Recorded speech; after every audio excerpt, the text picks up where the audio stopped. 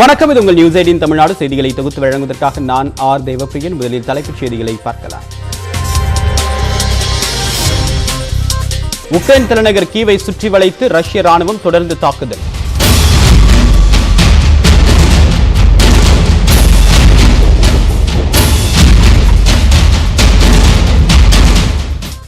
உயிருக்கு அஞ்சி அண்டை நாடுகளுக்கு அகதிகளாய் வெளியேறும் மக்கள்.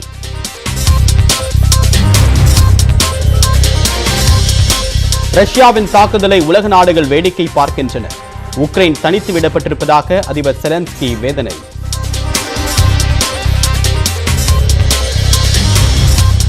தாக்குதலை கைவிட்டு ஆயுதங்களை கீழே போட்டால் பேச்சுவார்த்தை நடத்தலாம். உக்ரைன் பிரதிநிதிகளுடன் பேச குழுவை அனுப்பவும் தயார் என்று ரஷ்ய அதிபர் புதின் தகவல்.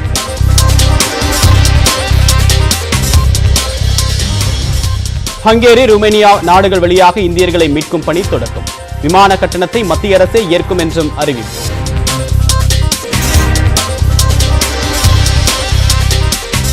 உக்ரைனில் இருக்கக்கூடிய தமிழக மாணவர்களிடம் நியூஸ் 18 தொலைக்காட்சி மூலமாக பேசிய பெற்றோர். எதுவும் கவலைப்பட்டுக்காதீங்கப்பா, நான் நல்லா சேஃபா தான் இருக்கேன். நம்ம இந்தியன் கவர்மெண்ட் நல்லா இதுதான் பண்றாங்கப்பா. தமிழ்நாட்டு கவர்மெண்ட்ல இருந்து சார்ட்டர்ட் பிளைட்ஸ் எல்லாம் வந்ததா எங்களுக்கு குரூப்ல இன்ஃபர்மேஷன் வந்தது. நீங்க எந்த கவலையும் படாதீங்க, நாங்க சேஃபா வீட்டுக்கு வந்துருவோம். அதனால கண்டிப்பா எப்படி இருந்தாலும் உங்களை கூப்பிட்டு வந்துருவாங்க. அப்பா இப்ப கொஞ்சம் பங்கருக்கு எங்களை எல்லாம் கூப்பிடுறாங்க, நான் அங்க போயிட்டு உங்களுக்கு கனெக்ட் பண்ணட்டா? பாதுகாப்பாக மீட்டு அழைத்து வர வேண்டும் என்று கண்ணீர் மல்க வேண்டுகோள். அமெரிக்கா, பிரான்ஸ், ஜெர்மனி உள்ளிட்ட நாடுகள் மீது பொருளாதார தடை விதிக்க புதின் முடிவு. மேற்கத்திய நாடுகளில் எரிவாயு, உலோகம் உள்ளிட்டவற்றுக்கு தட்டுப்பாடு ஏற்படும் அபாயம். வீழ்ச்சியிலிருந்து மீண்ட இந்திய பங்குச் சந்தைகள். ஆபரண தங்கத்தின் விலையும் சவரனுக்கு 1136 ரூபாய் குறைந்தது.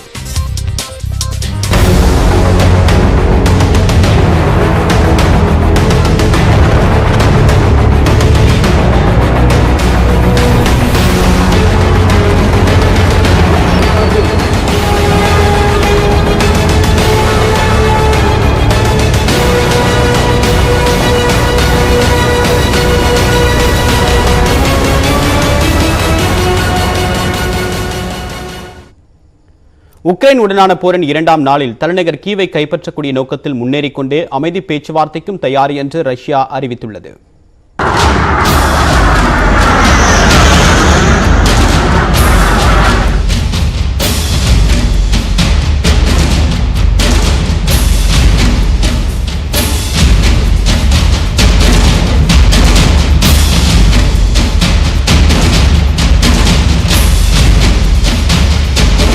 ரஷ்ய படைகளை சேர்ந்த 1000க்கும் மேற்பட்டோர் கொல்லப்பட்டதாக உக்ரைன் பாதுகாப்பு அமைச்சகம் தெரிவித்துள்ளது. ரஷ்யாவின் 30 பீரங்கிகள், 6 போர் விமானங்கள், 7 ஹெலிகாப்டர்கள் அழிக்கப்பட்டதாகவும் தெரிவிக்கப்பட்டுள்ளது. நாட்டு எல்லைக்குள் நுழையும் விமானங்கள் தரைத்தளத்திலிருந்தே தாக்கி அழிக்கும் முயற்சியில் உக்ரைன் ஈடுபட்டுள்ளது.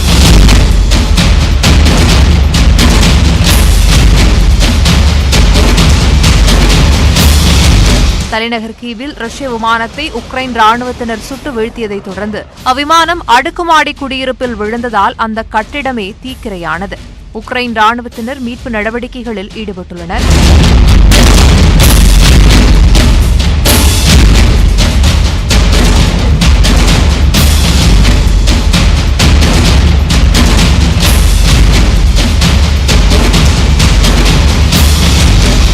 ஏவுகணைகளை மழையென பொழிந்து ரஷ்ய படைகள் தாக்கி வரும் நிலையில் உக்ரைனின் பல பகுதிகள் புகைமூட்டமாக காணப்படுகிறது. தாக்குதலுக்கு அஞ்சி பொதுமக்கள் உணவு போன்ற அடிப்படை பொருட்களை வாங்க பல்பொருள் அங்காடிகளில் குவிந்தனர். உயிர் பிழைக்கும் நோக்கில் குடும்பமாக மெட்ரோ ரயில் சுரங்க பாதைகளில் தஞ்சமடைந்துள்ளனர்.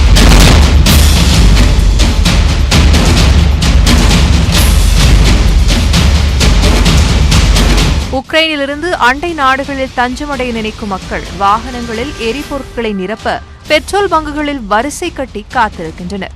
அதே நேரம் மற்றொரு தரப்பினர் தனது நாட்டை காக்க உயிர் துறக்கவும் தயார் என நீண்ட வரிசையில் காத்திருந்து அரசு வழங்கும் துப்பாக்கிகளை பெற்றுக்கொண்டு ரஷ்ய படைகளை எதிர்த்து வருகின்றனர்.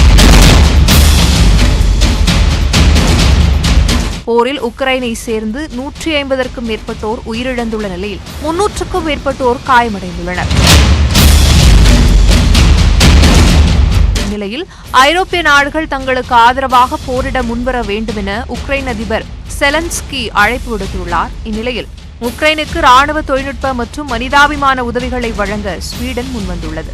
இதனிடையே அனானிமஸ் எனப்படும் ஹேக்கர் குழுவினர் உக்ரைனுக்கு ஆதரவாக செயல்பட்டு ரஷ்யாவின் பல்வேறு முக்கிய அரசு வலைதளங்களை முடக்கியுள்ளனர். அதே சமயம் சீன அதிபர் ஜி ஜின்பிங்குடன் ரஷ்ய அதிபர் புட்டின் தொலைபேசி வாயிலாக ஆலோசனை மேற்கொண்டார். தொடர்ந்து உக்ரைன் சண்டையை நிறுத்தினால் பேச்சுவார்த்தைக்கு தயார் என ரஷ்யா அறிவித்துள்ளது.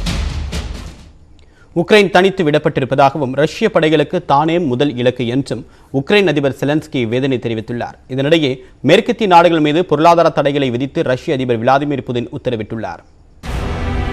உக்ரைன் மீதான ரஷ்யாவின் ராணுவ தாக்குதலுக்கு உலக நாடுகள் கண்டனம் தெரிவித்தாலும் சீனா மற்றும் பாகிஸ்தான் ஆகிய நாடுகள் ஆதரவு தெரிவித்துள்ளன. இந்நிலையில் நாட்டு மக்களிடம் காணொலி காட்சி வாயிலாக உரையாற்றிய உக்ரைன் அதிபர் செலன்ஸ்கி உக்ரைன் தலைநகர் கிவ் மீது இருமுனை தாக்குதல் நடத்தப்படுவதாக கவலை தெரிவித்தார். ரஷ்யாவின் முதல் இலக்காகத்தான் இருப்பதாகவும் தனது குடும்பத்தை கொல்வதற்கும் ரஷ்யா திட்டமிட்டுள்ளதாகவும் தெரிவித்தார். போரில் தாங்கள் தனித்து விடப்பட்டிருப்பதாக வேதனையுடன் குறிப்பிட்ட செலன்ஸ்கி தங்களுடன் இணைந்து போர் புரிவதற்கு யாரும் தயாராக இல்லை என்றும் தெரிவித்தார். நேட்டோ அமைப்பில் சேர்வதற்கு யார் உத்தரவாதம் அளிப்பார்கள் என்று வினவியதோடு இவ்விவகாரத்தில் அனைவரும் பயப்படுவதாகவும் கூறினார். உலக நாடுகள் ரஷ்யா மீது மேலும் பல பொருளாதார தடைகளை விதிக்கவும் உக்ரைன் அதிபர் அழைப்பு விடுத்தார். இந்நிலையில் தற்போது வரை செலன்ஸ்கி பாதுகாப்பாக இருப்பதாகவும் உக்ரைனில் உள்ள நண்பர்களின் பாதுகாப்பு மீது தாங்கள் அக்கறை கொண்டுள்ளதாகவும் அமெரிக்க வெளியுறவு அமைச்சர் ஆண்டனி பிளிங்கன் தெரிவித்தார். அதே சமயம் நட்பு நாடுகளின் பாதுகாப்பை உறுதிப்படுத்தும் நோக்கில் கிழக்கு ஆப்பிரிக்க நாடுகளில் நேட்டோ அமைப்பு படைகளை குவித்துள்ளது. உக்ரைனில் நிலவும் சூழலை தொடர்ந்து உன்னிப்பாக கவனித்து வருவதாகவும் அந்த அமைப்பு தெரிவித்துள்ளது. உக்ரைன் மீதான தாக்குதலை கண்டித்து அமெரிக்கா, பிரிட்டன் உள்ளிட்ட நாடுகள் ரஷ்யா மீது பொருளாதார தடைகளை விதித்துள்ளன. G7 கூட்டமைப்பும் ரஷ்யா மீது பல்வேறு பொருளாதார தடைகளை விதிக்க திட்டமிட்டு வருகிறது. இந்நிலையில் மேற்கத்திய நாடுகள் மீது பொருளாதார தடைகளை விதித்து ரஷ்ய அதிபர் புட்டின் உத்தரவிட்டுள்ளார். இதனால் உலோகங்கள் உள்ளிட்ட முக்கிய மூலப்பொருட்களுக்கு ரஷ்யாவையே நம்பியுள்ள மேற்கத்திய நாடுகள் பாதிக்கப்படும் அபாயம் உள்ளது. இதற்கிடையே ரஷ்யாவும் உக்ரைனும் பொறுமை காக்க வேண்டும் எனவும் பேச்சுவார்த்தை மூலம் அமைதியான வழியில் தீர்வு காண வேண்டும் என்றும் தாலிபான்கள் வலியுறுத்தியுள்ளனர். உக்ரைன் மீது போர் தொடுத்துள்ள ரஷ்யாவுக்கு கண்டனம் தெரிவித்து ரஷ்யா உள்ளிட்ட பல்வேறு நாடுகளில் பொதுமக்கள் போராட்டத்தில் ஈடுபட்டனர். ரஷ்ய தலைநகர் மாஸ்கோவில் ஆயிரக்கணக்கான மக்கள் ஒன்றிணைந்து பேரணி நடத்தினர். போரை நிறுத்துங்கள் என்ற பதாகைகளை ஏந்தியபடி அவர்கள் புட்டினுக்கு எதிராக கோஷங்களை எழுப்பினர். அவர்களை மாஸ்கோ போலீசார் வலுக்கட்டாயமாக கைது செய்தனர்.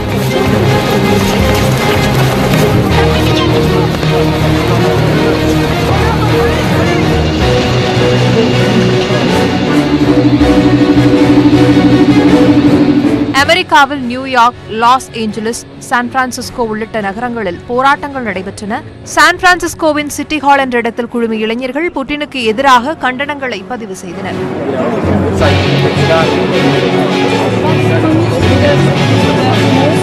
பிரதமர் போரிஸ் ஜான்சன் இல்லம் அருகே இங்கிலாந்து வாழ் உக்ரைன் மக்களுடன் இணைந்து லண்டன் மக்கள் போராட்டம் நடத்தினர். புட்டின் தீவிரவாதி என்றும் போரை உடனடியாக நிறுத்த வேண்டும் என்றும் அவர்கள் முழங்கினர்.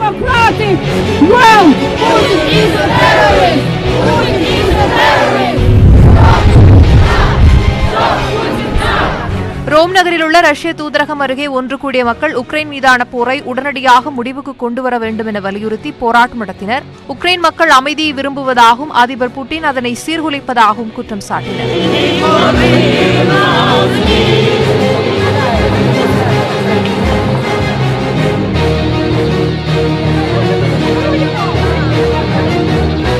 இதேபோல் ஜெர்மனி தலைநகர் பெர்லின், இஸ்ரேல் தலைநகர் டெல் அவீவ், பிரான்ஸ் தலைநகர் பாரிஸ் உள்ளிட்ட முக்கிய நகரங்களில் ரஷ்யாவுக்கு எதிராக மக்கள் ஒன்று கூடி திரண்டு போராட்டம் நடத்தினர்.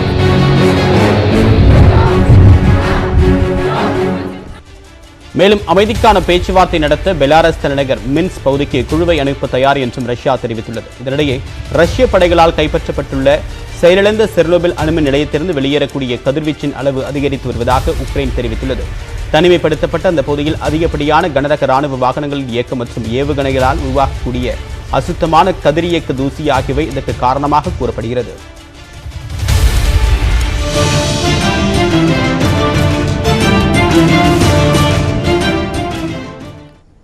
உக்ரைனில் சிக்கியுள்ள இந்தியர்களை மீட்க ஏர் இந்தியா மற்றும் இந்திய விமானப்படை விமானங்கள் தயார் நிலையில் உள்ளதாக மத்திய அரசு தெரிவித்துள்ளது. உக்ரைனில் உள்ள இந்தியர்களை சாலை மார்க்கமாக மீட்க உதவ வேண்டும் என்று அருகாமை நாடுகளான ஸ்லோவேக்கியா, போலந்து, ஹங்கேரி ஆகிய நாடுகளிடமிருந்து இந்தியா கேட்டுக் கொண்டுள்ளது. இந்தியர்களை மீட்க முடிந்த உதவிகளை செய்யவும் அந்தந்த நாடுகளின் வழியாக இந்தியர்கள் வருவதற்கு சிறப்பு அனுமதி வழங்க வேண்டும் என்றும் கோரிக்கை விடுக்கப்பட்டுள்ளது. மேலும் இந்தியர்களை மீட்கக்கூடிய பணி குறித்து ஐரோப்பிய ஒன்றியம் மற்றும் ரஷ்ய வெளியுறவுத்துறையிடமும் மத்திய வெளியுறவுத்துறை அமைச்சர் ஜெய்சங்கர் வலியுறுத்தியுள்ளார். இந்நிலையில் இந்தியர்களை தாயகம் அழைத்து வர சிறப்பு விமானங்களை வெளியுறவுத்துறை ஏற்பாடு செய்துள்ளது. விமானப்படைக்கு சொந்தமான C-17 ரக விமானங்கள் மற்றும் ஏர் இந்தியாவின் போயிங் ரக விமானங்கள் தயார் நிலையில் வைக்கப்பட்டுள்ளன. உக்ரைனில் தாக்குதல் நிறுத்தப்பட்டு அந்நாட்டின் வான்வழி திறக்கப்பட்டால் நேரடியாக கீவ் நகர் மற்றும் உக்ரைனின் அண்டை நாடுகளுக்கு விமானங்களை அனுப்பவும் திட்டமிடப்பட்டுள்ளது. இதனிடையே முதற்கட்டமாக உக்ரைனின் மேற்கு பகுதியில் உள்ள இந்தியர்களை அழைத்து வருவதற்கான பதிவும் தொடங்கியுள்ளது. இதனிடையே ருமேனியா மற்றும் ஹங்கேரி வழியாக இந்தியர்களை மீட்கக்கூடிய பணிகள் தொடங்கப்பட்டு உள்ளதாக ஹங்கேரியில் உள்ள இந்திய தூதரகம் அறிவித்துள்ளது. அதன்படி தற்போது ஹங்கேரி எல்லையான உஸ்ஹோராத் வழியாகவும் ருமேனிய எல்லையான செர்னிவ்சி எல்லை வழியாகவும் இந்தியர்கள் தரை வழியாக மீட்கப்படுகின்றனர். எல்லைகளுக்கு அருகில் வசிக்கக்கூடிய இந்தியர்கள் மற்றும் இந்திய மாணவர்கள் உடனடியாக தூதரகத்தை அணுகுமாறும் அவர்கள் பாஸ்போர்ட்டை கையில் வைத்திருக்க வேண்டும் என்றும் அறிவுறுத்தப்பட்டுள்ளது.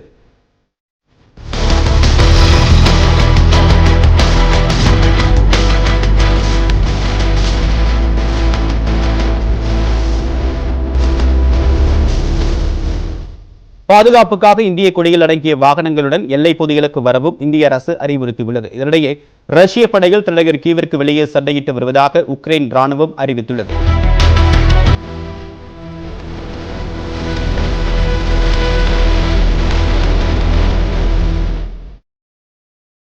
உக்ரைனிலிருந்து அண்டை நாட்டு எல்லைக்கு சாலை மார்க்கமாக வரக்கூடிய இந்தியர்கள் மூவர்ண கொடி ஒட்டப்பட்ட வாகனத்தில் பயணம் செய்ய தூதரக அதிகாரிகள் அறிவுறுத்தியுள்ளனர். இத்தொடர்பாக கீவ் நகரில் உள்ள உக்ரைனுக்கான இந்திய தூதரகம் வெளியிட்டிருக்கக்கூடிய அறிக்கையில் இக்கட்டான இந்த சூழ்நிலையில் உக்ரைனில் உள்ள இந்தியர்களின் பாதுகாப்புக்காகவும் அவர்களை பாதுகாப்பாக மீட்கவும் 24 மணி நேரமும் பணியாற்றி வருவதாக கூறியுள்ளது. இதற்காக உக்ரைனின் அண்டை நாடுகளான ஹங்கேரி எல்லையான உஸ்ஹோராத் வழியாகவும் ருமேனியாவின் செர்னிசிவ் எல்லை வழியாகவும் இந்தியர்களை சாலை மார்க்கமாக அழைத்து வர நடவடிக்கை எடுக்கப்பட்டிருப்பதாக கூறப்பட்டுள்ளது. இதற்காக எல்லைகளுக்கு அருகில் வசிக்கக்கூடிய இந்தியர்கள் மற்றும் மாணவர்கள் உடனடியாக தூதரகத்தை அணுகுமாறும் கேட்டுக் கொள்ளப்பட்டுள்ளது. எல்லை பகுதிக்கு சாலை மார்க்கமாக வருவதற்கான வாகனங்களை சம்பந்தப்பட்டவர்களே ஏற்பாடு செய்ய வேண்டும் என்பதுடன் கையில் பாஸ்போர்ட்டுடன் அத்தியாவசிய தேவையை கருத்தில் கொண்டு பணத்தை எடுத்து வைத்துக் கொள்ளவும் அறிவுறுத்தப்பட்டுள்ளது. குறிப்பாக வாகனங்கள் மூலம் வருவோர் பாதுகாப்பு கருதி இந்திய தேசிய கொடியை அதில் ஒட்டிக்கொண்டு வரவும் கேட்டுக் கொள்ளப்பட்டுள்ளது. மேலும் சாலை மார்க்கமாக எல்லைக்கு வரக்கூடிய இந்தியர்கள் 2 டோஸ் கொரோனா தடுப்பூசி போட்டுக் கொண்டதற்கான சான்றிதழை வைத்திருக்க வேண்டும் என்றும் உக்ரைனுக்கான இந்திய தூதரகம் தெரிவித்துள்ளது. இது தொடர்பாக மாணவர்களுக்கு குறுந்தகவல் அனுப்பப்பட்டு வருகிறது. ரஷ்யா உக்ரைன் போர் விவகாரம் குறித்து பிரதமர் நரேந்திர மோடி தலைமையில் உயர்மட்ட குழுவின் ஆலோசனைக் கூட்டம் சனிக்கிழமை நடைபெறவுள்ளது. உக்ரைன் முழுவதுமாக 18,000க்கும் மேற்பட்ட இந்திய மாணவர்கள் உயர்கல்வி பயின்று வருகின்றனர். அத்துடன் புலம்பெயர்ந்தவர்களும் ஏராளமானோர் வசிக்கின்றனர். தற்போது உச்சக்கட்ட போர் நிலவக்கூடிய நிலையில் அடிப்படை வசதிகள் இன்றி பரிதவிப்பதாக இந்தியர்கள் கூறியுள்ளனர். இந்நிலையில் பாதுகாப்பு விவகாரங்களுக்கான உயர்மட்ட குழு கூட்டம் டெல்லியில் சனிக்கிழமை நடைபெறவுள்ளது. பிரதமர் நரேந்திர மோடி தலைமையில் நடைபெறக்கூடிய இந்த கூட்டத்தில் உக்ரைன் விவகாரம் மற்றும் அங்கு சிக்கியிருக்கக்கூடிய இந்தியர்களை மீட்பது குறித்து ஆலோசிக்கப்பட உள்ளது.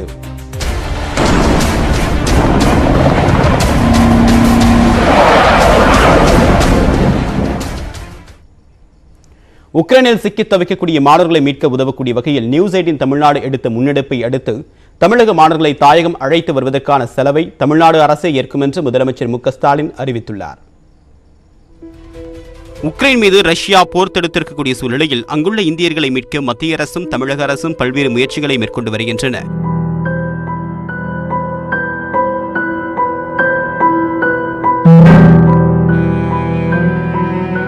இந்த நடவடிக்கைக்கு ஒரு பாலமாக நியூஸ் 18 தமிழ்நாடு நடத்திய சிறப்பு நேரடி நிகழ்ச்சியில் சிறுபான்மையினர் நலன் மற்றும் வெளிநாடு வாழ் தமிழர் நலத்துறை அமைச்சர் செஞ்சி மஸ்தான் பங்கேற்றார்.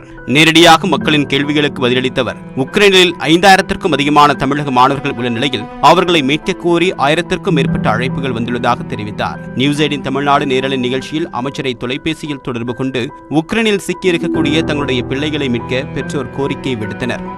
இது சம்பந்தமா மாவட்ட ஆட்சியரோட ஏதாவது புகார் தெரிவிக்கணுங்களா? இல்ல நம்ம உடனுக்குடன் நீங்க அந்தந்த அதுக்காக மாவட்ட அளவில் மாவட்ட ஆட்சியர்கள் மூலமாக தமிழகத்தில் ஜெசிந்தா லாசரஸ் என்ற ஒரு IAS அதிகாரிகளை இதுக்காக தனியாக நியமித்து அதை தொடர்பு கொள்ளுகிறோம். அதுதான் ஒன்றிய அரசையும் நாங்கள் வலியுறுத்தி இந்தியாவிலும் ஒன்றிய அரசும் இதில் தமிழ்நாட்டுக்கென்று ஒரு அலுவலரை நீங்கள் நியமித்து இதை கண்காணிக்க வேண்டும் என்றுதான் வலியுறுத்தி இருக்கிறோம். அவங்க வந்து கியூல இருக்காங்கங்க. தூதரகத்தை வந்து அவங்க இது பண்றதுக்கோசரம் பாஸ்போர்ட் அப்ளைக்கோசரம் வந்தவங்க அங்க கியூலே மாட்டிக்கிட்டாங்க. அவங்க வந்து பாஸ்போர்ட் பிளஸ் வந்து கையில வச்சிருந்த $2,000 எல்லாமே மிஸ் பண்ணிட்டாங்க. யாரோ வந்து எடுத்துட்டாங்க, திருடிட்டாங்க பணத்துக்கோசரம். இப்போ அவங்க வந்து தூதரகத்துல போயிட்டு பாஸ்போர்ட்டுக்கு அப்ளையும் பண்ணியாச்சு. இப்போ அவங்க வந்து டெல்லியில இருந்து பாஸ்போர்ட் வரணும்னு சொல்லியிருக்காங்க. இப்போ அவங்க வரணும்னா எப்படி வரணும், கொஞ்சம் அது தெரிஞ்சுக்கிட்டா கொஞ்சம் எங்களுக்கு இதா இருக்குங்க. ரொம்ப டென்ஷனா இருக்கு.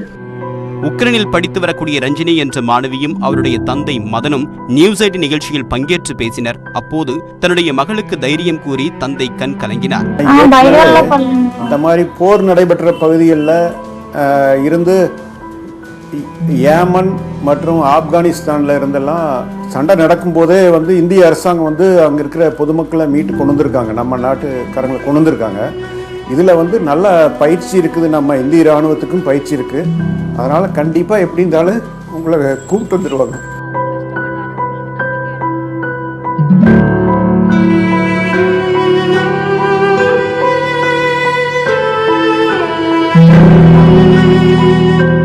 பணம் எடுத்துட்டு போயிடுங்க. இதையடுத்து பேசிய மாணவி ரஞ்சினி, எல்லைக்கு வரக்கூடிய விமானங்கள் சென்றடைய போக்குவரத்துக்கு ஏற்பாடு செய்ய வேண்டும் என்று அமைச்சருக்கு கோரிக்கை விடுத்தார். மேலும் தான் பாதுகாப்பாக இருப்பதாகவும் அரசு தங்களை மீட்டு செல்லும் என்ற நம்பிக்கை இருப்பதாகவும் தந்தைக்கு தைரியம் கூறினார். அப்பா எதுவும் கவலைப்பட்டுக்காதீங்கப்பா, நான் வந்து நல்லா சேஃபா தான் இருக்கேன். நம்ம இந்தியன் கவர்மெண்ட் நல்லா இதுதான் பண்றாங்கப்பா. தமிழ்நாட்டு கவர்மெண்ட்ல இருந்து சார்ட்டர்ட் பிளைட்ஸ் எல்லாம் வந்ததா எங்களுக்கு குரூப்ல இன்ஃபர்மேஷன் வந்தது. நீங்க எந்த கவலையும் படாதீங்க, நாங்க சேஃபா வீட்டுக்கு வந்துருவோம்.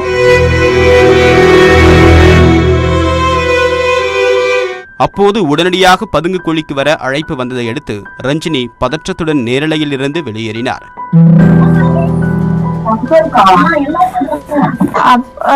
அப்பா இப்ப கொஞ்சம் பங்கருக்கு எங்களை எல்லாம் கூப்பிடுறாங்க, நான் அங்க போயிட்டு உங்களுக்கு கனெக்ட் பண்ணட்டா?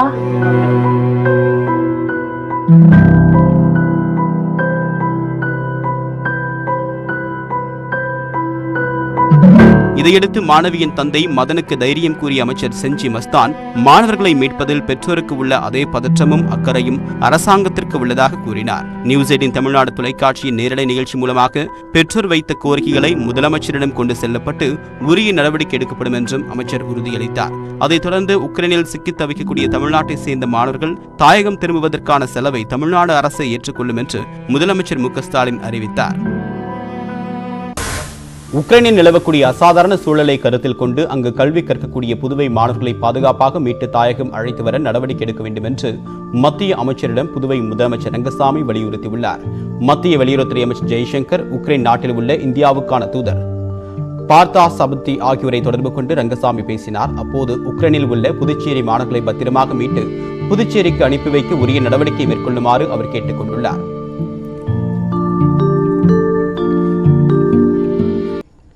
தமிழ்நாட்டிலிருந்து வெளிநாடுகளுக்கு மேற்படிப்புக்காக அனுப்பி வைக்கக்கூடிய முகவர்கள் உரிய தரவுகளை தமிழ்நாடு அரசிடம் வழங்க வேண்டும் என்று பெற்றோர் கோரிக்கை விடுத்துள்ளனர். உக்ரைன் மீது ரஷ்யா தாக்குதல் நடத்தி வரக்கூடிய நிலையில் அங்கு இருக்கக்கூடிய தமிழக மாணவர்களை மீட்பது தொடர்பான சிறப்பு விவாத நிகழ்ச்சி நியூஸ் 18 தமிழ்நாடு தொலைக்காட்சி மூலமாக நடத்தப்பட்டது. இதில் சிறப்பு விருந்தினராக வெளிநாடு வாழ் தமிழர்கள் நலத்துறை அமைச்சர் மஸ்தான் கலந்து கொண்டார். அப்போது சென்னை அடுத்த ஆவடியில் இருந்து சுடர்மணி என்பவர் அமைச்சரிடம் பேசினார். அப்போது தன்னுடைய மகன் சரண் பிரகாஷ் உக்ரைனில் மருத்துவம் படிப்பதாக கூறினார். தமிழ்நாட்டிலிருந்து மேற்படிப்புக்காக மாணவர்களை வெளிநாடுகளுக்கு அனுப்பக்கூடிய முகவர்கள் மாணவர்களின் தரவுகளை முறையாக பராமரிக்கவில்லை என்று புகார் தெரிவித்தார். மாணவர்கள் குறித்த தகவல்களை முகவர்களிடமிருந்து பெற அரசு நடவடிக்கை எடுக்க வேண்டும் என்றும் அவர் கேட்டுக்கொண்டார். உக்ரைன்ல கார்கிவ் என்ற கிழக்கு பகுதியில இருந்து இருக்கான். கார்கிவ் இன்டர்நேஷனல் காலேஜில் படிக்கிறான். நேற்று காலையில குண்டு மழை பொழிஞ்சதுனால அவன் என்ன பண்ணா கீழே பங்கர் கிட்ட போயிட்டாங்க. அப்புறம் சாப்பாட்டுக்கு மட்டும் மேல கூப்பிடுறாங்க. காலையில கீழே வந்திருக்கான். ஐயா, எனக்கு ஒரு கோரிக்கை ஒன்று வைக்கிறேன். இப்போ நம்ம ஏஜென்சிங்க அனுப்புறாங்க இல்லையா, அந்த ஏஜென்சிங்கெல்லாம் நம்ம கூப்பிட்டு எத்தனை ஸ்டூடெண்ட்ஸ் போயிருக்காங்க அவங்க மூலியமா ஒரு மீட்டிங் பண்ணா நல்லா இருக்கும் ஐயா. இப்போ நம்ம தமிழ்நாட்டில் இருக்கிற ஏஜென்சிங்க வந்து முறையான பராமரிப்பு பண்ணுறதில்ல. ஏஜென்சி நான் குறை சொல்ல, அவங்க மூலிமா தான் போனாங்க, பசங்க படிக்கிறாங்க, நல்ல ஒரு தொண்டு நிறுவனம் தான் செய்கிறாங்க. ஆனால் வந்து தரவுகளை வந்து அரசுக்கு வந்து அவங்க தெரியப்படுத்தியிருந்தால் இந்த நம்ம இவ்வளோ பிரச்சனை இருக்காது. ஒருத்தரும் நாங்களாக இண்டிவிஜுவலாக இமெயில் பண்ண வேண்டியதாக இருக்குது. இந்தியன் எம்பசிக்கும் தமிழ்நாட்டுக்கும் நாங்கள் இண்டிவிஜுவலாக இமெயில் பண்ணிட்டு இருக்கோம். இப்போ அவங்க தரவுகள் கரெக்டாக தமிழக அரசு கொடுத்துருந்தா இந்த தொந்தரவு நம்மளுக்கு வந்திருக்காது. உக்ரைனிலிருந்து மருத்துவம் படிக்கக்கூடிய தன்னுடைய மகனை இந்தியா அழைத்து வர மத்திய மாநில அரசுகள் நடவடிக்கை எடுக்க வேண்டும் என்று விழுப்புரம் மாவட்டம் செஞ்சியை சேர்ந்த மாணவரின் பெற்றோர் கோரிக்கை விடுத்துள்ளனர். சக்ராபுரம் பகுதியை சேர்ந்தவர் சேகர் தன்னுடைய மகன் முத்தமிழனை மீட்க நடவடிக்கை எடுக்க வேண்டும் என்று அரசுக்கு கோரிக்கை விடுத்துள்ளார். சாப்பாட்டுக்கு கஷ்டப்பட்டு வருகிறார்கள். சாப்பிட்றதுக்கு வழி இல்லை, ஏடிஎம்மில் பணம் எடுக்க முடியல என்று அந்த ஊரில் அந்த நாட்டில் வெளியே நடமாடக்கூடாதுன்னு உத்தரவு போட்டதால் என் பிள்ளையோ மாணவர்கள் வெளியே வர முடியாத சூழ்நிலை ஏற்பட்டுள்ளது. ரஷ்யா இந்த நேரத்திலும் தாக்கக்கூடும் என்று அறிந்து உக்ரைனில் மருத்துவம் பயின்று வந்த தமிழ்நாட்டை சேர்ந்த 2 மருத்துவ மாணவர்கள் முன்னெச்சரிக்கையுடன் செயல்பட்டு பத்திரமாக தாயகம் திரும்பியுள்ளனர். உக்ரைன் மீது ரஷ்யா ராணுவ தாக்குதலை தொடங்கியுள்ளதால் அங்கு சிக்கியுள்ள இந்தியர்களை மீட்க மத்திய அரசு பல்வேறு முயற்சிகளை முன்னெடுத்து வருகிறது. அதே சமயம் கடந்த 2 வாரங்களாகவே எந்த நேரத்திலும் உக்ரைன் மீது ரஷ்யா ராணுவ தாக்குதலை தொடங்கலாம் எனும் சூழல் காணப்பட்டது. இதனை உணர்ந்த சிலர் முன்னெச்சரிக்கையாகவே உக்ரைனில் இருந்து தாயகம் திரும்ப தொடங்கினர். அந்த வகையில் அங்கு மருத்துவம் பயின்று வரும் தமிழகத்தைச் சேர்ந்த 2 மாணவர்கள் துபாய்க்கு சென்று அங்கிருந்து இந்தியா வந்தடைந்துள்ளனர். செங்கல்பட்டு மாவட்டம் சிங்கப்பெருமாள் கோவில் அருகே உள்ள சத்யா நகரைச் சேர்ந்த சந்துரு கார்கியூன் பல்கலைக்கழகத்தில் 2ஆம் ஆண்டு மருத்துவம் பயின்று வந்தார். போர் பதற்றம் காரணமாக கடந்த 23ஆம் தேதி உக்ரைனில் இருந்து புறப்பட்ட அவர் துபாய் வாயிலாக சொந்த ஊருக்கு வந்துள்ளார். தான் வசித்து வந்த பகுதியில் 500க்கும் மேற்பட்ட தமிழர்கள் வசிப்பதாகவும் அவர்களில் பலர் வெளியேற முடியாமல் தவித்து வருவதாகவும் தெரிவித்துள்ளார். உக்ரைனில் நிலைமை ரொம்ப மோசமாக இருக்குது. அங்கே இருக்க அங்கே படிக்க போன இந்தியன்ஸு எல்லாம் இப்போது இந்த பாம் ஷெல்டர் அதுக்கப்புறம் மெட்ரோ கீழே அங்கே இருக்காங்க. அவ்வளோ இதுவாக இப்போது கன் ஷூட்டிங் சவுண்டு பாம் சவுண்ட்லாம் கேட்டுன்னு இருக்குது. இப்போது உணவு பற்றாக்குறை கொஞ்சம் ஆரம்பிச்சிருக்கு. அதுக்கப்புறம் காசு எடுத்துருக்காங்க. காசு ஏடிஎம்மில் கேஷே இல்லை. அவ்வளோ மோசமாக இருக்குது. இதேபோன்று புகோவினியன் பல்கலைக்கழகத்தில் மருத்துவம் பயின்று வந்த திருப்பூரைச் சேர்ந்த லோகவர்ஷன் என்பவரும் முன்னெச்சரிக்கையாக கடந்த 22ஆம் தேதியே அங்கிருந்து புறப்பட்டு வியாழனன்று சொந்த ஊர் வந்தடைந்தார். இந்திய தூதரக அதிகாரிகள் தங்களால் முடிந்த அனைத்து உதவிகளையும் இந்திய மக்களுக்கு செய்து வருவதாகவும் லோகவர்ஷன் தெரிவித்துள்ளார். ஹாஸ்டலில் இருக்கிறவங்க எல்லாருமே ஹாஸ்டலில் பங்கர்ஸ் எல்லாமே இருக்கு. அதனால இப்போ அங்கே ஏதாச்சும் ப்ராப்ளம் வந்துச்சுன்னா சைரன் அலாரம் ஆகும். அவங்க பங்கர்ஸில் போய் அவங்க சேஃபாக இருந்துக்கலாம். இப்போ அவங்க சிவிலியன்ஸ் யாருமே அட்டாக் பண்ண கிடையாது இது வரைக்கும். ஸோ அவங்க எல்லாருமே சேஃபாக தான் இருக்காங்க. அப்படி அப்பார்ட்மெண்ட் ஹவுஸில் இருக்கவங்களுக்குலாம் மெட்ரோ ஸ்டேஷன் கீழே பங்கர்ஸ் இருக்குது. அங்கே இருக்க எல்லா மெட்ரோ ஸ்டேஷனுமே deep underground metro stations. So அங்கே எந்த டாப்பில் என்ன நடந்தாலும் கீழே அது பங்கர்ஸாக யூஸ் ஆகிக்குது. ஃபுட் ப்ராடக்ட்ஸ் எல்லாமே அவங்க நல்லா அவங்களுக்கு கிடச்சிருது. அங்கே ஒன்றும் ப்ராப்ளம் இல்லை. இப்போது என்ன ப்ராப்ளம்னாலும் அங்கே சிட்டியில் அலாரம் அடிக்கும். அதை வச்சு அவங்க ஏதாவது கிரிட்டிக்கல் சிச்சுவேஷனாக அவங்க தன்னை பாதுகாத்து. ஒரு சிலர் முன்னெச்சரிக்கையாக உக்ரைனில் இருந்து வெளியேறினாலும் வழக்கமான விமான டிக்கெட் விலையை காட்டிலும் 3 மடங்கு அளவிற்கு விலை அதிகரித்துள்ளது. இதன் காரணமாகவே பல மாணவர்கள் உடனடியாக தாயகம் திரும்ப முடியவில்லை என பெற்றோர் தரப்பில் கூறப்படுகிறது. இந்திய பங்குச்சந்தைகள் சரிவில் இருந்து மீண்டதால் முதலீட்டாளர்கள் மகிழ்ச்சி அடைந்ததோடு தங்கத்தின் விலையும் குறைந்து வாடிக்கையாளர்களுக்கு நிம்மதியை கொடுத்துள்ளது. ரஷ்யா உக்ரைன் போர் பதற்றத்தால் கடந்த சில நாட்களாகவே இந்திய பங்குச் சந்தைகள் ஏற்ற இறக்கத்துடன் காணப்பட்டன. வியாழக்கிழமை காலையில் ரஷ்யா போரை தொடங்கியதால் அது பங்குச் சந்தையிலும் எதிரொலித்து கடும் சரிவை கண்டது. மும்பை பங்குச் சந்தை சென்செக்ஸ் 2700 புள்ளிகள் வரை சரிந்த நிலையில் தேசிய பங்குச்சந்தை நிப்டியும் 815 புள்ளிகளை இழந்து முதலீட்டாளர்களுக்கு ஒரே நாளில் 13 லட்சம் கோடி ரூபாய் வரை இழப்பை ஏற்படுத்தியது. இதனால் முதலீட்டாளர்கள் பாதுகாப்பான முதலீடாக கருதப்படும் தங்கத்தை நோக்கி ஓடியதால் தங்கத்தின் விலை கிடுகிடுவென உயர்ந்தது. இந்நிலையில் உக்ரைன் மீது போர் தொடுத்த ரஷ்யா மீது அமெரிக்கா, பிரிட்டன், ஜெர்மனி உள்ளிட்ட நாடுகள் தடை விதித்ததால் நீண்ட நாட்கள் போர் நீடிக்காது என முதலீட்டாளர்களிடையே நம்பிக்கை ஏற்பட்டது. இதனால் வெள்ளிக்கிழமை காலையில் உற்சாகமாக வர்த்தகத்தை தொடங்கினர். சென்செக்ஸ் 900 புள்ளிகள் உயர்வுடனும் நிப்டி 267 புள்ளிகளும் உயர்ந்து வர்த்தகத்தை தொடங்கின. தொடர்ந்து முதலீட்டாளர்களின் உற்சாகமான பங்கு பரிமாற்றத்தால் வர்த்தக நேர இறுதியில் சென்செக்ஸ் 1329 புள்ளிகள் உயர்ந்து 55,859 புள்ளிகளுடனும் நிப்டி 410 புள்ளிகள் அதிகரித்து 16,658 புள்ளிகளுடனும் நிறைவு பெற்றன. இதேபோல் சர்வதேச சந்தையில் கச்சா எண்ணெய் விலையும் பேரலுக்கு $100 கீழ் குறைந்தது. கமாடிட்டி சந்தையில் தங்கம் விலையும் கணிசமாக சரிவடைந்ததால் சென்னையில் ஆபரண தங்கத்தின் விலை சவரனுக்கு 1136 ரூபாய் குறைந்துள்ளது. 1 கிராம் 142 ரூபாய் குறைந்து 4809 ரூபாய்க்கும், 1 சவரன் 38,472 ரூபாய்க்கும் விற்பனை செய்யப்பட்டது. வெள்ளி விலை கிலோவுக்கு 2700 ரூபாய் குறைந்து 70,000 ரூபாய்க்கு விற்பனை செய்யப்பட்டது. 1 கிராம் வெள்ளி 2 ரூபாய் 70 காசுகள் குறைந்து 70 ரூபாய்க்கு விற்பனையானது. திமுக பிரமுகர் தாக்கப்பட்ட வழக்கில் கைதான முன்னாள் அமைச்சர் ஜெயக்குமாரின் ஜாமீன் மனுவை நீதிமன்றம் தள்ளுபடி செய்துள்ளது. இந்நிலையில் அவர் மீது மேலும் ஒரு வழக்கு பதிவு செய்யப்பட்டுள்ளது. நகர்ப்புற உள்ளாட்சி தேர்தல் வாக்குப்பதிவு தினத்தன்று கள்ள ஓட்டு போட வந்த நரேஷ் என்பவரை தாக்கிய வழக்கில் கடந்த 21ஆம் தேதி ஜெயக்குமார் கைது செய்யப்பட்டார். இந்த வழக்கில் அவரை காவலில் எடுத்து விசாரிக்க அனுமதி கோரிய காவல்துறையின் மனு ஜார்ஜ் டவுன் நீதிமன்றத்தில் மஜிஸ்ட்ரேட் முரளிகிருஷ்ண ஆனந்த் முன்பு விசாரணைக்கு வந்தது. அப்போது கள்ள ஓட்டு போட வந்தவரை பிடித்து போலீசில் ஒப்படைத்ததை தவிர ஜெயக்குமார் வேறு எந்த தவறும் செய்யவில்லை என்பதால் அவரை காவலில் எடுக்கக்கூடிய அவசியம் இல்லை என்றும் அவருடைய தரப்பில் வாதம் முன்வைக்கப்பட்டது. இதையடுத்து ஜெயக்குமார் பதிவிட்ட வீடியோ குறித்து விசாரிக்க வேண்டும் என்று கோரிக்கை விடுத்த காவல்துறை தரப்பு தேர்தல் விதிகளை மீறி கட்சி கொடி கட்டிய காரில் ஜெயக்குமார் வாக்குச்சாவடிக்கு வந்ததாகவும் முறையிட்டது. இருதரப்பு வாதங்களையும் கேட்ட நீதிபதி புகாரின் தீவிரத்தை கருத்தில் கொண்டு ஜாமீன் மனுவை தள்ளுபடி செய்வதாக உத்தரவிட்டார். இதனிடையே ஜெயக்குமார் மீது மூன்றாவதாக மேலும் ஒரு வழக்கு பதிவு செய்யப்பட்டுள்ளது. மகேஷ் என்பவருக்கு சொந்தமான 5 கோடி ரூபாய் மதிப்பிலான தொழிற்சாலையை தன்னுடைய மகள் ஜெயபிரியா மற்றும் மருமகன் நவீன் ஆகியோருடன் சேர்ந்து ஜெயக்குமார் மிரட்டி அபகரித்துக் கொண்டதாக புகார் அளிக்கப்பட்டிருந்தது. அதன் அடிப்படையில் ஜெயக்குமார் உள்ளிட்ட 3 மீதும் கொலை மிரட்டல் விடுத்தல் உள்ளிட்ட 6 பிரிவுகளின் கீழ் மத்திய குற்றப்பிரிவு போலீசார் வழக்கு பதிவு செய்து விசாரணை மேற்கொண்டு வருகின்றனர். தேசிய பங்குச்சந்தை முறைகேடு வழக்கில் அதன் முன்னாள் செயலாக்க அதிகாரி ஆனந்த் சுப்பிரமணியன் கைது செய்யப்பட்டுள்ளார். தேசிய பங்குச்சந்தையின் முன்னாள் தலைமை அதிகாரியான சித்ரா ராமகிருஷ்ணா பங்குச்சந்தை தொடர்பான மிக ரகசியமான தகவல்களை இமயமலை சாமியார் ஒருவரிடம் பகிர்ந்து கொண்ட விவகாரம் சர்ச்சையை ஏற்படுத்தியது. இதனைத் தொடர்ந்து அவர் சிபிஐ விசாரணை வளையத்திலும் சிக்கினார். மேலும் தன்னுடைய உறவினரான ஆனந்த் சுப்பிரமணியனை தேசிய பங்குச்சந்தையின் செயலாக்க அதிகாரியாக நியமித்ததிலும் சித்ரா முறைகேடு செய்ததாக செபி தெரிவித்தது. இதனிடையே பங்குச்சந்தையில் அதிக அளவில் ஈடுபடக்கூடிய வர்த்தகர்களுக்கு ஆனந்த் சுப்பிரமணியன் முறைகேடாக நெட்வொர்க் சர்வர்களின் அனுமதியை வழங்கியதாகவும் புகார் எழுந்தது. மேலும் அல்கோ எனப்படக்கூடிய அதிவேக வர்த்தக தளத்திற்கான அனுமதியை சட்டவிரோதமாக சில இடைத்தரகர்களுக்கு ஆனந்த் சுப்பிரமணியன் வழங்கியதாகவும் குற்றச்சாட்டு எழுந்தது. இது தொடர்பாக வழக்கு பதிவு செய்து விசாரணையை தொடங்கிய சிபிஐ அதிகாரிகள் ஆனந்த் சுப்பிரமணியத்தை சென்னையில் உள்ள அவருடைய இல்லத்தில் வைத்து நேற்று இரவு கைது செய்தனர்.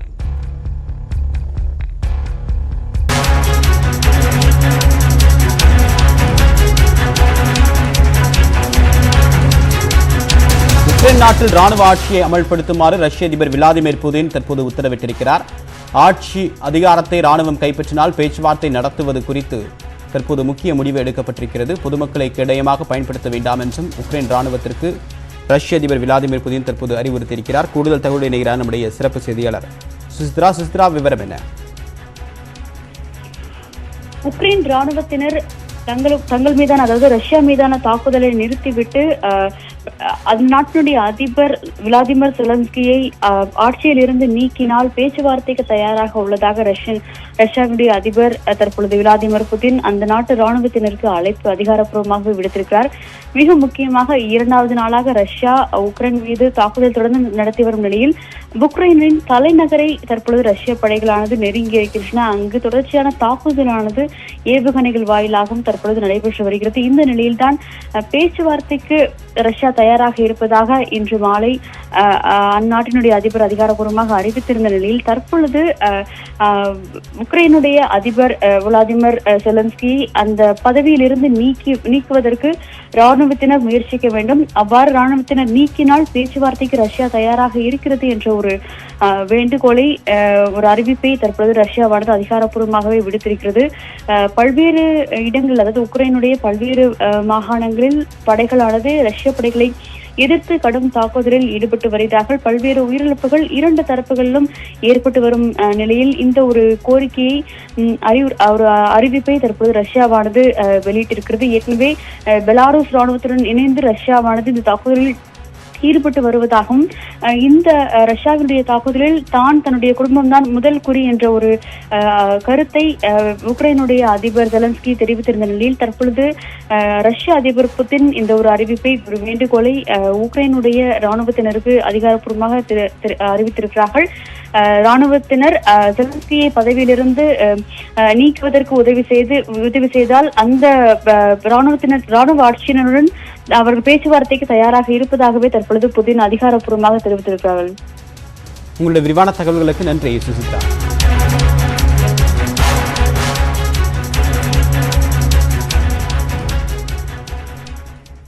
இந்தோனேஷியாவின் சுமத்ரா தீவில் சக்தி வாய்ந்த நிலநடுக்கம் ஏற்பட்டுள்ளது.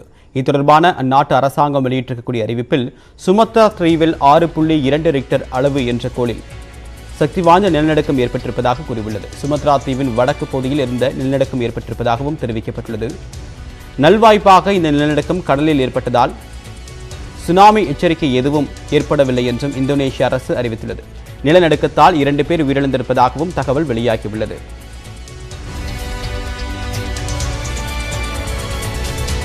இனி அடுத்ததாக விரைவு செய்திகளை பார்க்கலாம். பாதுகாப்புத் துறையில் தகவல் தொழில்நுட்ப சக்தியை அதிகரிப்பதன் மூலம் தேசத்தின் பாதுகாப்பு மேலும் உறுதி செய்யப்படும் என்று பிரதமர் நரேந்திர மோடி தெரிவித்துள்ளார். பாதுகாப்புத் துறையில் தன்னிறைவு நடவடிக்கைக்கு அழைப்பு என்ற தலைப்பில் நடைபெற்ற கருத்தரங்கில் பிரதமர் மோடி கலந்து கொண்டு உரையாற்றினார். அப்போது பேசிய அவர், கடந்த சில ஆண்டுகளாக இந்தியா பாதுகாப்புத் துறையில் தன்னிறைவு அடைவதற்கு கடும் முயற்சிகளை முன்னெடுத்து வருவதாக தெரிவித்தார். ஆங்கிலேயர் ஆட்சி காலத்திலும் சுதந்திரத்திற்கு பின்னரும் கூட நமது பாதுகாப்புத் துறையின் உற்பத்தி வலிமை மிக்கதாக இருந்ததாக குறிப்பிட்ட பிரதமர், 2ஆம் உலகப் போரில் இந்தியாவில் தயாரிக்கப்பட்ட ஆயுதங்கள் முக்கிய பங்கு வகித்ததாகவும் குறிப்பிட்டார். பாதுகாப்புத் துறைக்கான ஒதுக்கீட்டில் சுமார் 70% உள்நாட்டு உற்பத்திக்கு மட்டுமே ஒதுக்கப்பட்டுள்ளதாக கூறிய பிரதமர் மோடி, உள்நாட்டில் ஆயுதங்கள் கொள்முதல் செய்ய சுமார் 54,000 கோடி ரூபாய்க்கான ஒப்பந்தங்கள் கையெழுத்தாகியுள்ளதாகவும் தெரிவித்தார். உக்ரைனிலிருந்து 20,000 இந்தியர்களை உரிய நேரத்தில் அழைத்து வராதது ஏன் என்று காங்கிரஸ் கேள்வி எழுப்பியுள்ளது. இதுகுறித்து தனது ட்விட்டர் பக்கத்தில் பதிவிட்டுள்ள காங்கிரஸ் செய்தி தொடர்பாளர் ரந்தீப் சுர்ஜிவாலா, பிரதமர் நரேந்திர மோடி தேர்தல் பிரச்சாரத்தில் தான் தீவிர கவனம் செலுத்துவதாக விமர்சித்துள்ளார். சிக்கலான தருணங்களில் முகத்தை திருப்பிக் கொள்வதும் மௌனம் சாதிப்பதும் மோடி அரசின் வாடிக்கையாகிவிட்டதாகவும் கூறியுள்ளார். உக்ரைனில் உள்ள இந்தியர்களின் பாதுகாப்பில் மத்திய அரசு அக்கறை காட்டவில்லை எனவும், இதனால் உக்ரைனில் இந்தியர்கள் அச்சத்தின் பிடியில் வாழும் நிலைக்கு தள்ளப்பட்டுள்ளதாகவும் கூறியுள்ளார். கல்வி நிறுவனங்களில் ஹிஜாப் அணிவதற்கு தடை விதிக்கப்பட்டதற்கு எதிரான வழக்கின் தீர்ப்பை கர்நாடக உயர்நீதிமன்றம் ஒத்திவைத்துள்ளது. நாடு முழுவதும் பெரும் அதிர்வலைகளை ஏற்படுத்திய ஹிஜாப் விவகாரம் தொடர்பான வழக்கு விசாரணை 11 நாட்களாக கர்நாடக உயர்நீதிமன்றத்தில் நடைபெற்று வந்தது. இதில் பல்வேறு மனுதாரர்கள் இருந்த நிலையில் கல்வி நிறுவனங்களில் ஹிஜாப் அணிய விதிக்கப்பட்ட தடை சரியே எனவும், கல்வி நிறுவனங்களில் ஆடை கட்டுப்பாடு அவசியம் எனவும் ஒரு தரப்பு வாதிட்டது.